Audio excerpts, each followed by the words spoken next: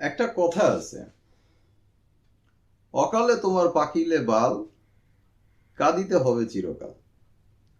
এটা লোকাল ল্যাঙ্গুয়েজে প্রবচন বলা যায়। কেন এই কথাটা আমাদের মধ্যে হয়েছে তা তো আর বুঝতে নিশ্চয়ই বাকি নেই। কিন্তু সবচেয়ে মজার কথা হচ্ছে, আপনি কি কখনো আশা করেন যে আহ, আম, কাঁঠাল এগুলো কখনো শীতকালে খাবেন? না, সময়ের ফল সময়েই সুন্দর। কিন্তু সবচেয়ে বড় ব্যাপারটা হচ্ছে, আমাদের সোশ্যাল মিডিয়াতে আমরা বাচ্চাদেরকে ব্যবহার করি। আমরা বাচ্চাদেরকে ব্যবহার করি আমাদের ভিউ বাড়ানোর জন্য, আমাদের রিচ বাড়ানোর জন্য। ছোটবেলায় যখন ছিলাম তখন আমরা খুব একটা জিনিস ভালো করে দেখতে পাইছি, যে দোকানের মাঝখানে দেখতাম হঠাৎ করে একটা ছেলে এসে, এখনো দেখা যায় এই জিনিসটা, যে ছোট ছোট বাচ্চারা আইসা বলবে কি, যে সিগারেট দেন। তখন দেখে বোঝা যায় এই বাচ্চা তো সিগারেট খাওয়ার মতো না, তো নিশ্চয়ই ওর বাবা পাঠাইছে ওরে। তো আমার প্রশ্নটা হচ্ছে, একজন গার্জিয়ান যখন তার সন্তানকে পাঠায় দোকানে সিগারেট নিয়ে আসো, এটা ধরে নিতে হয়, এটা এই বাচ্চা পরবর্তীতে দেখা যেত যে হয়তোবা দেখা যাবে সে 30 বছর বা 32 বছর পরে গিয়ে যখন সে এটাতে অভ্যস্ত হওয়ার কথা ছিল, কিন্তু তার বাবা তাকে এটাতে আগে থেকেই অভ্যস্ত করে দিচ্ছে, অথবা যে জিনিসটা তার কোনোদিন সে কল্পনাও করতো না সেই জিনিসটা তাকে দিয়ে অভ্যস্ত করায় নিচ্ছে। এখন প্রশ্ন হচ্ছে, এটা কি তার ইতিবাচক গুণ হচ্ছে নাকি তার নেতিবাচক গুণ হচ্ছে? এটার জন্য কে দায়ী হবে? তার বাবা, না সে, নাকি তার সেই গঠিত ব্যবস্থা? আপনি আজকাল ফেসবুকে বলেন, টিকটকে বলেন, ইউটিউবে বলেন, কিছু কিছু সময় শর্ট রিলস, যেমন দেখা যাচ্ছে যে মারা তাদের বাচ্চাদের রিলস বানাচ্ছে। এই বাচ্চা যে কোনো একটা কিছু করতে গেলে, যে অমুক এই করতেছে, অমুক সেই করতেছে, এটা ওটা করতেছে, সকালে একবার, দুপুরে একবার, বিকালে একবার, রাতে একবার, নিয়ম করে প্যারাসিটামলের মতো করে সে মনে করেন যে ভিডিও আপলোড দিতেছে। ওই বাচ্চা হাঁটতে গেলেও ছবি তুলে, মুততে গেলেও ছবি তুলে, খাইতে গেলেও ছবি তুলে, বাচ্চা ঘুমাইলেও ছবি তুলে, ছবির উপরে ছবি, তার উপর আরো ছবি। এখন প্রশ্নটা হচ্ছে, এই বাচ্চাটার কে কেন ব্যবহার করা হচ্ছে? হ্যাঁ, আমাদের অনেকেরই সোশ্যাল ডায়েরি আছে, এটা একটা সোশ্যাল ডায়েরি ব্যতীত আর কিছুই না। আমাদের নির্ধারিত কিছু হাসি, কান্না, আনন্দ আমরা হয়তো ওখানে একটা ডায়েরির মাঝখানে হিসাব করে রেখে দিই। অথবা কাছের শুভানুধ্যায়ী আত্মীয় স্বজন, বন্ধু বান্ধব যারা আছে, যারা দূরে থাকে, তারা হয়তো দেখে, দেখলে হয়তো ভালো লাগে। সেটা কি প্রতিদিন? সকালে একবার, দুপুরে একবার, বিকালে একবার, রাতে একবার? এটা কি প্যারাসিটামল? কেন এই বাচ্চাটাকে ব্যবহার করতেছেন আপনি? কেন বাচ্চাটাকে ব্যবহার করতেছেন? আপনি কি কখনো চিন্তা করছেন এই বাচ্চাটা আস্তে আস্তে তার বয়স হওয়ার সাথে সাথে সময়ের ফুল যেখানে সময়ে সুন্দর হইতো সেই সময়ে না হয়ে তারও আগে পৌঁছাবে? এটা কি আপনার জন্য হিতকর হবে? যেই লাগাম আপনি ঘোড়ায় পরাইতে চাচ্ছেন, সেই লাগাম কি আদৌ আর পরাইতে পারবেন? কোনোদিন কি এটা আপনার পক্ষে সম্ভব হবে তাকে হ্যান্ডেল করা? আরেকটা জিনিস,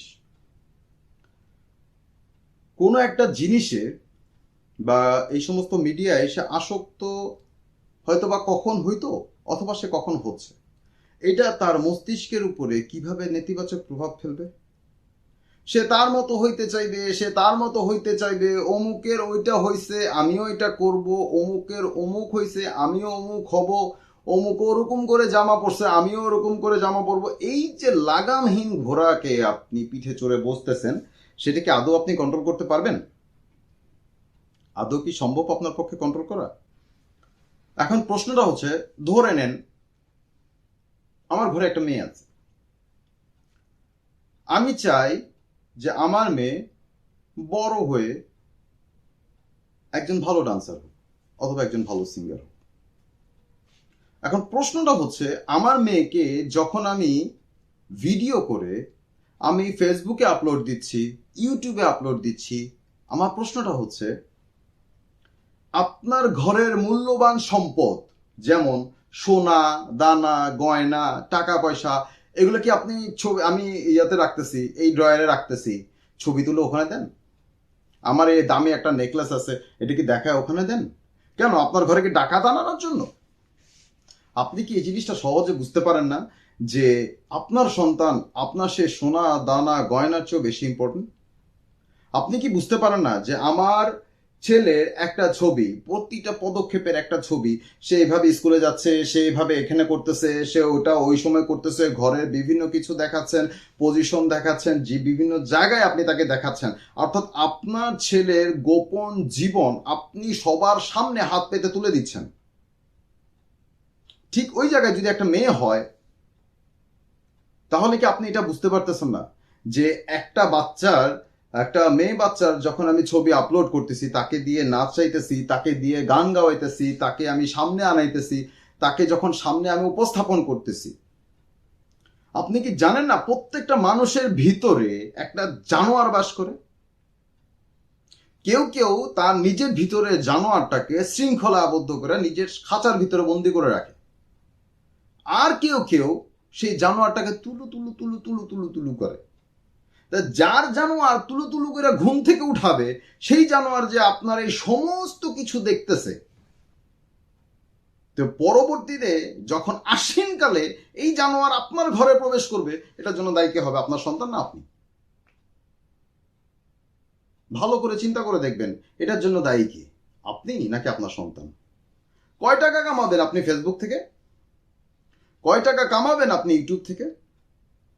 কি আমার মূল্যবান সম্পত্তি কি আপনার কাছে বন্ধক দিয়ে আমার সন্তানের ভিডিও আমাকে কি সবাইকে জানাই দিতে হবে? হ্যাঁ, সে একটা কালচারাল প্রোগ্রাম করতেছে, সে একটা নাচের অনুষ্ঠানে সে নাচ করছে, ঠিক আছে, ভালো কথা, সেই নাচটা নিয়ে আমি একটু সবাইকে দিলাম, যাতে আমার দূর দূরান্তের আত্মীয় স্বজন যারা আছে সবাইকে যেন সেটাকে উইশ করে, এটা একটা ইস্যু। কিন্তু ফেসবুকের নিয়ম, ইউটিউবের নিয়ম, ঠিক আছে, আপনার ইনস্টাগ্রামের নিয়ম, প্রতিদিন সকাল বিকাল রাইট করে 3 বেলা করে 3টা পোস্ট দিতে হবে, ভালো আছো না খারাপ আছো সেটাও দিতে হবে।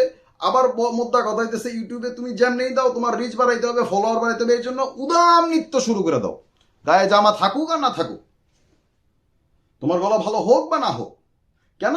আমাকে নিয়ম করে দিতে হবে কেন? ওইখান থেকে আমি টাকা পাবো, টাকার জন্য দিলে আমি আমার সমস্ত জামা কাপড় খুলিলাই কোন?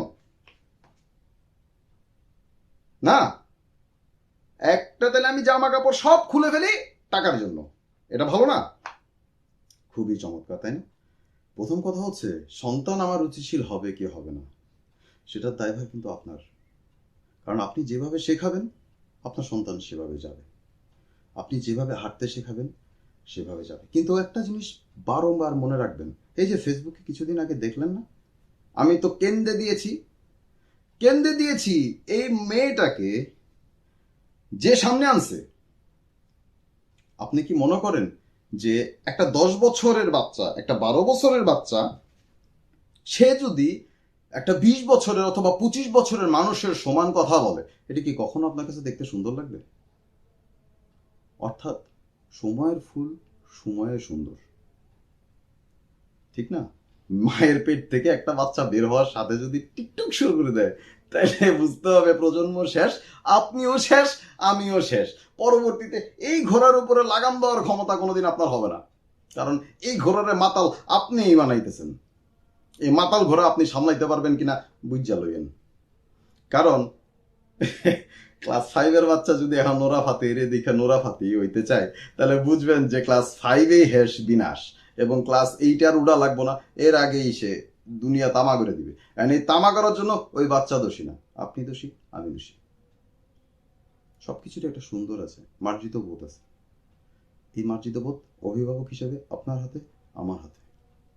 আপনার বাচ্চা মূল্যবান নাকি আপনার সোশ্যাল মিডিয়া মূল্যবান?